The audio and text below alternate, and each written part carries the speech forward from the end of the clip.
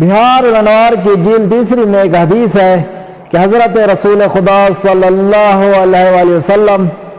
حضرت امیر المومنین علی بن ابی طالب علیہ السلام کی ملاقات و عیادت کے لیے تشریف لے گئے، جبکہ حضرت علی علیہ السلام کی آنکھوں میں شدید درد تھا۔ جناب رسول خدا صلی اللہ علیہ وآلہ وسلم نے ایک ایسی وحشتناک حدیث جناب امیر علیہ السلام کے گوش گزار کی جسے سن کر حضرت علی علیہ السلام اپنی چشمائے مبارک کا درد بھول گئے۔ جناب رسول خدا صلی اللہ علیہ وآلہ وسلم نے فرمایا، یا علی، جبرائیل نے مجھے خبر دی ہے کہ جب کفار میں سے کسی کی قبض روح کا وقت آتا ہے تو چند ملائکہ عذاب آتے ہیں اور آگ کے تزیانوں اور آتشی سلاخوں کے ذریعے اس کی جان نکالتے ہیں۔ جناب امیر علیہ السلام نے عرض کی، یا رسول اللہ، آپ کی امت میں سے بھی کسی کی جان اس طرح لی جاتی ہے؟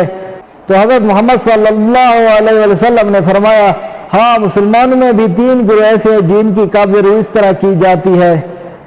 اول حاکم ظالم، دوسرے یتیموں کا مال کھانے والے، تیسرے ناحق اور جھوٹی گواہی دینے والے، یعنی وہ شخص جو حقیقت کے خلاف گواہی دیتے ہیں۔